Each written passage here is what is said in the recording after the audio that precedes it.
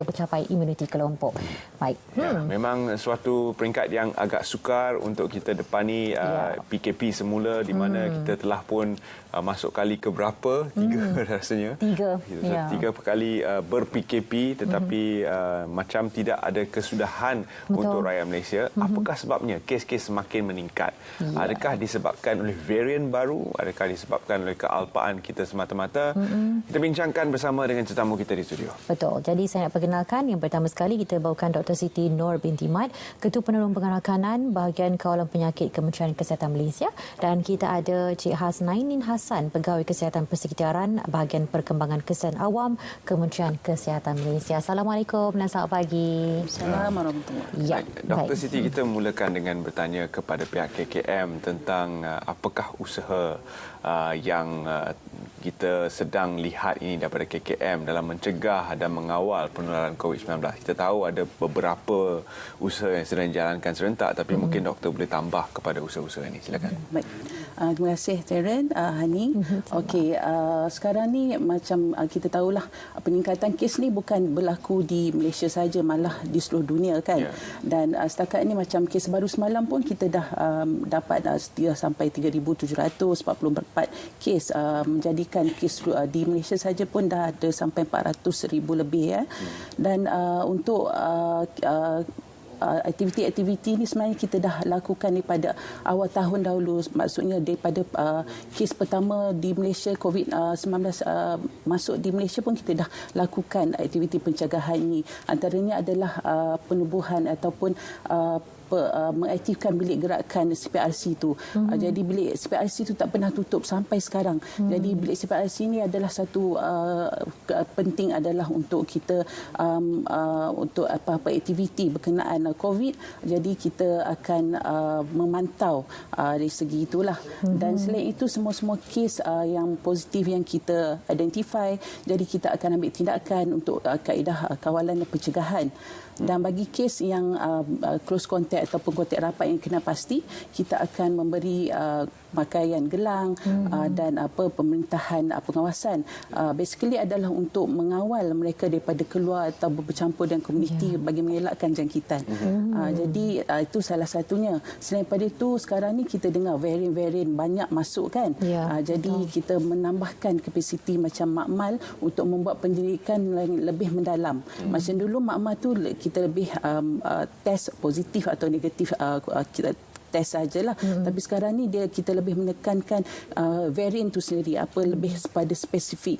Maksudnya kita pun nak tahu di Malaysia apakah varian yang ada di kawasan, di komuniti di dalam Malaysia juga. Doktor, varian-varian ni daripada negara-negara luar seperti Afrika Selatan dan juga UK dan sebagainya. Jika pintu sempadan kita tutup, bagaimana varian ini boleh masuk ke dalam Malaysia?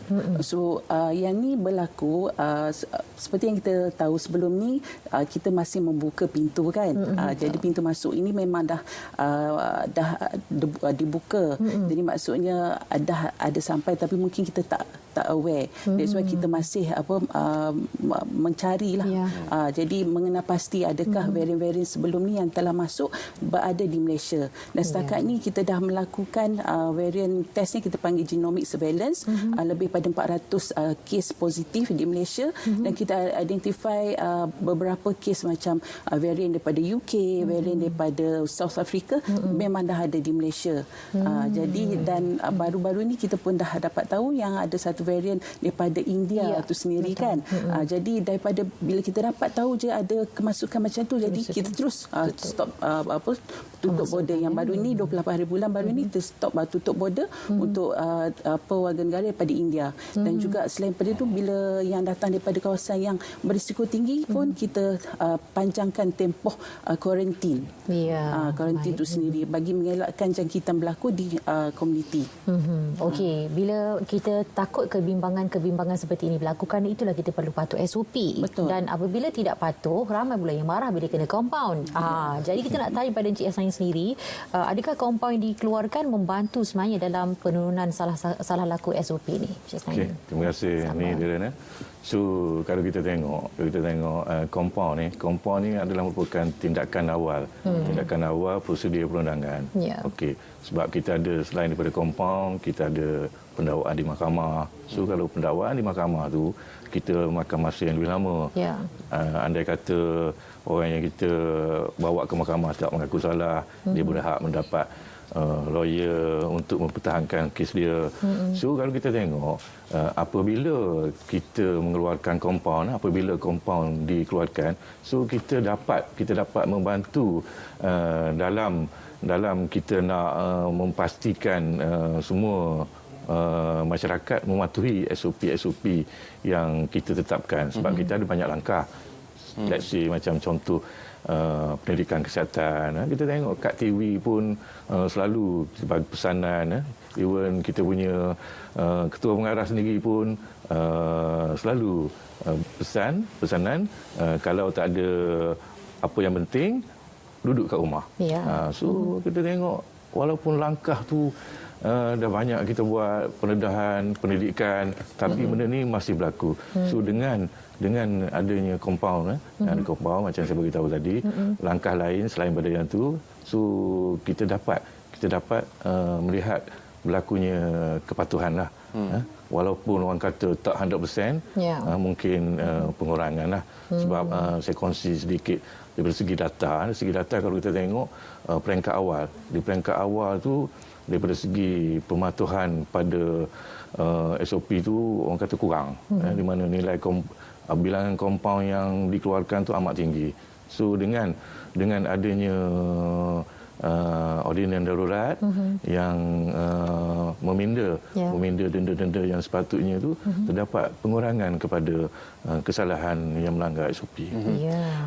Walaupun kalau kita lihat kepada mereka yang di compound ini, ada golongan yang seolah-olah mampu bayar. Jadi dia langgar je. Dia langgar je, dia mampu bayar. Jadi seolah-olah tidak ada tindakan yang sama ataupun sama rata. Rakyat yang mungkin berpendapatan dalam kategori B40 mungkin rasa terkesan apabila di compound 10,000, tapi untuk golongan-golongan T20 tertentu mereka boleh saja membayar compound ini. Jadi bagaimana di situ? Adakah kita harus lihat pendekatan berbeza untuk golongan tertentu?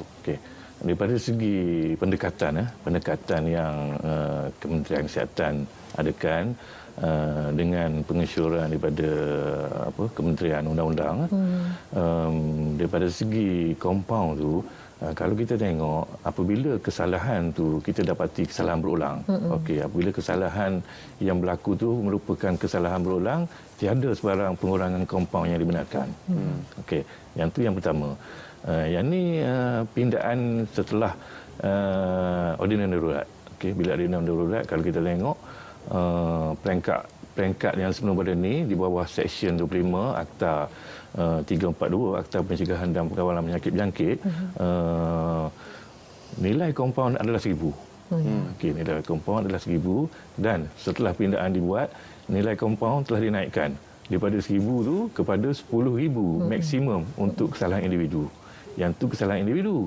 Bagi kesalahan yang melibatkan syarikat ataupun pertubuhan perbadanan, sebelum pada ni tak ada. So dengan pindaan ni ditetapkan, diwartakan kesalahan yang melibatkan perbadanan ataupun syarikat ni tak lebih daripada 50,000. Yang tu yang pertamalah yang pihak kerajaan ambil. Sebab kita nak berbendung macam Tuan Dia beritahu tadi lah. Dan satu lagi yang Kementerian Kesihatan laksanakan daripada segi pengurangan compound. Untuk pengurangan compound ni, yang kalau kita tengok yang golongan-golongan tertentu, contohnya B40, orang Keluang Paya, dan juga kalau kita tengok pelajar sekolah bawah 18 ataupun pelajar universiti sepenuh masa, kita ada pengurangan.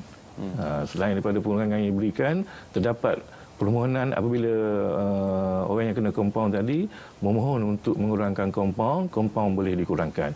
So secara basicnya pengurangan compound yang diberikan sebanyak 50% daripada keadaan biasa untuk golongan-golongan, 3 golongan yang saya bagi tahu tadi. B40, OKU dan juga student. Walaupun wujud pengurangan ini tidak bermaksud anda boleh ambil sambil lewa SOP itu. Dan untuk golongan berulang, Tiada pengurangan. Tiada pengurangan. Okey. Baik, dalam masa yang sama juga kita memang menggunakan istilah yang cukup lama lah, normal baharu, ada sebut normal baharu. Tak kira apa pun istilahnya, ini merupakan satu pembaharuan yang kita perlu lakukan sejak pertama kali kita terkena pandemik COVID-19 ini. Adakah sebenarnya normal baru ini membantu sebenarnya untuk pengurangan kes yang berlaku saban hari? Ya, betul.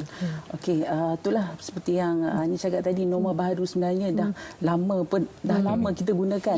Tak tahu dah baru ke tak lagi kan. Asyik norma baru sebenarnya bila tanya pun semua orang tahu apa itu norma baru kan. Jadi sebenarnya norma baru tu memang membantu pun. Sebenarnya kita tak pernah tukar pun istilah norma baru tu. Kalau kata 3W 3C tu itulah dia norma baru kan. Tapi kita tengok dari segi cara penggunaan dia. Contohnya macam kita kata pemakaian mask. Okey, memang kalau kita keluar aja daripada tempat ni ataupun pergi ke shopping kompleks ke mana, semua orang pakai mask, betul?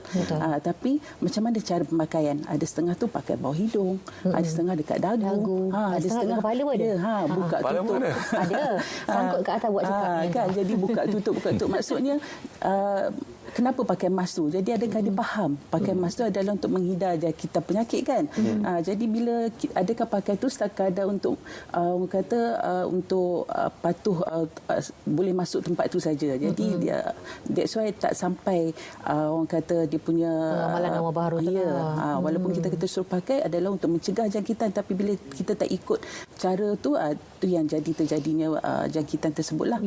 Macam kata cuci tangan, memang semua orang pun dah pandai cuci tangan, hand sanitizer pun dulu tak ada stok, sekarang dah banyak stok. Tapi kadang tu kena selalu ingatkan. Kan kita manusia sekarang ni memang kita dah suruh buat, tapi kadang bukan tak buat, bukan tak ni, tapi terlupa. Jadi benda-benda ni selalu kena ingatkan. Inilah peranan KKM yang selalu kita buah-buahkan, health education yang kita selalu kena didik masyarakat. Walaupun kata benda ni dah lama, tapi kita selalu kena ingatkan. Bukan tu saja, dari segi penyimpanan, pembuangan tu pun kita kena tahu juga. Ada setengah orang, okeylah, kita faham bila makan kita buka kita punya pelitup separuh muka, tapi ada yang saya tengok kan letak kat lengan. Takut hilang, letak kat lengan macam cerita Tapi kita kena tahu, dan Cak Na juga tentang perkara yang seperti itu. Anda nampak kecil, tapi tindakan itu sebenarnya boleh memberi impak yang besar. Dan dalam masa yang sama doktor, adakah wabak ini sebenarnya sedang bermutasi ataupun masyarakat yang sebenarnya yang semakin alpa? Okey, seperti yang kita cakap tadi, mutasi pun salah satu faktor jugalah kan, kenapa kes-kes cepat merebaknya. Dan alpa ni sebenarnya sekarang ni kita lebih kepada menyebut kepada pandemic fatigue ataupun kelesuan pandemik. Iaitu salah satu fenomena di mana kelesuan dari segi mental, fizikal seseorang itu menghadapi pandemik penyakit, di mana kalau kita ingat, kita lihat sekarang mungkin kita dah hampir 16 bulan atau 16 bulan lah kita menghadapi COVID-19 ni, yang mana kita tak nampak mana pengakhiran dia, mana hala tuju dia, tak nampak kan. Kita rasa awal tahun baru ni dah macam turun dah kes, tapi tiba-tiba awal bulan 4 ni kes mencadak naik. Jadi kita pun dah rasa macam dimotivasi jadi untuk mengikut SOP. Jadi sebab itulah kita semakin jadi alpa untuk mengikut SOP tersebutlah kan. Jadi salah satu sebab tu jugalah. Dan juga kita merasakan SOP ni sebenarnya adalah salah satu macam syarat je untuk melakukan aktiviti. Contohnya kalau kita nak mengadakan birthday party ke apa, okey, kita ikut SOP, contohnya pakai mask, that's it. Tapi sebenarnya bila pakai mask tu adalah untuk mengurangkan jangkitan, tapi bila dah pakai mask sebagai hanya untuk mengikut syarat, kata boleh buat aktiviti tu, itulah terjadinya peningkatan wabak. Ambil gambar buka mask, lepas tu duduk dekat-dekat. Jadi tak ada sampai pada tahap tu. Maksudnya orang tu ambil SOP tu sebagai salah satu syarat saja untuk melepaskan inilah untuk buat satu aktiviti, bukan sebagai untuk mengawal jangkitan tu sendiri. Jadi pandemic fatigue ini memang sesuatu yang bukan saja ada di Malaysia, tapi di seluruh dunia. Jadi satu fenomena yang perlu kita fikirkan bersama. Kita ingin keluar daripada belenggu COVID-19 ni, tapi kita perlu keluar dengan cara yang betul. Setakat ni kita ada pelbagai program dan juga SOP, tapi bercakap tentang penguatkuasaan undang-undang, perlukah kita melakukan lebih banyak lagi penguatkuasaan ataupun menambah undang-undang kepada yang sedia ada untuk membantu rakyat mematuhi SOP? Okay.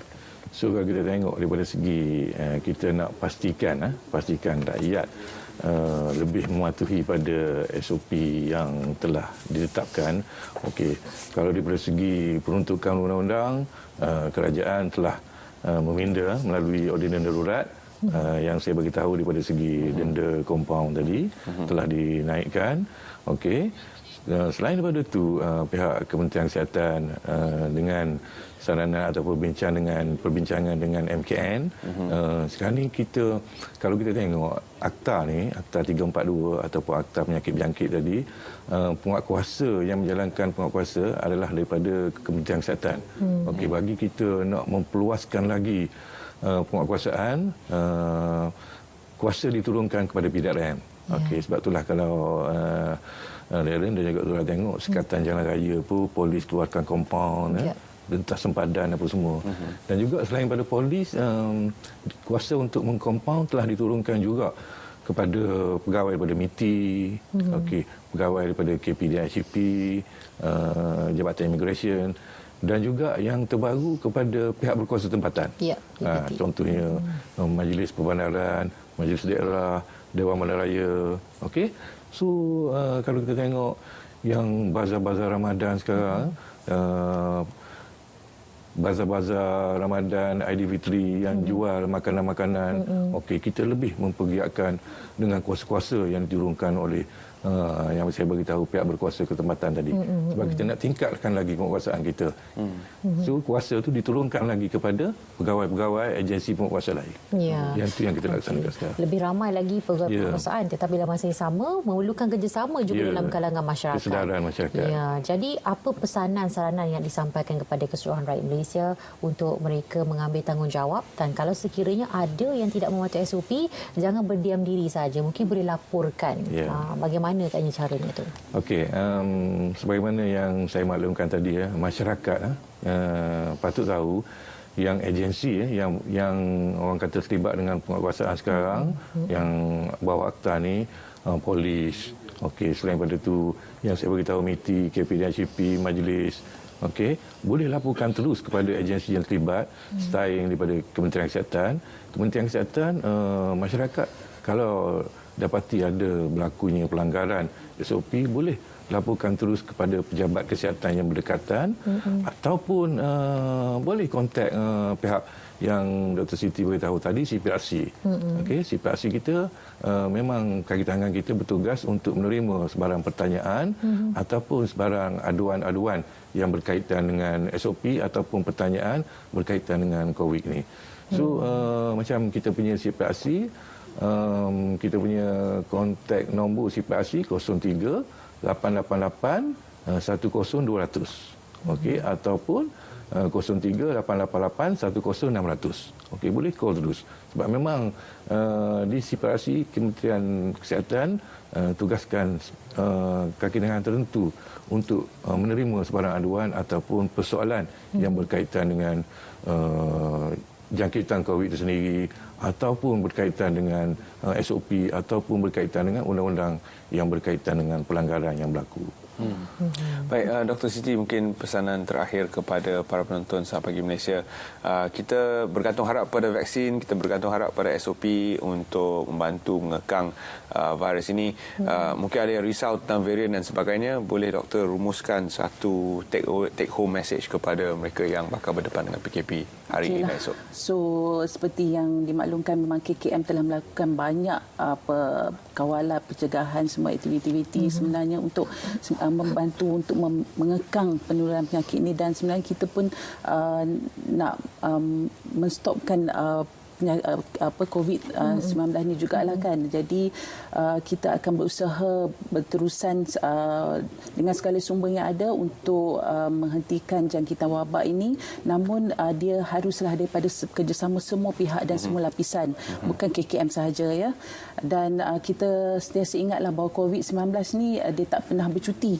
Walaupun walaupun frontliners ni teringin nak bercuti kan, tapi COVID-19 ni tak pernah bercuti. Jadi sentiasalah adalah patuhi SOP supaya kita dapat menyekat penularan penyakit COVID-19.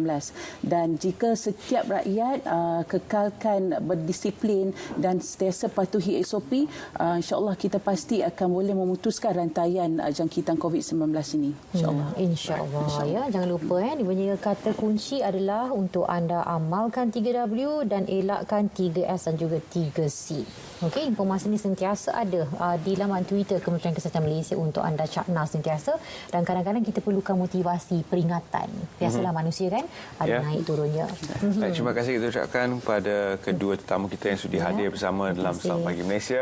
Kita tidak dapat merentas negeri ke Terengganu, tetapi kita boleh bawakan bingkisan dari Terengganu. Ya, betul. Jadi kita bersama-sama terus dengan pelapornya Nur Azila Matsani untuk berkongsi tentang kita semula minyak masak menjelang musim perayaan. Jom terus terbang ke Terengganu.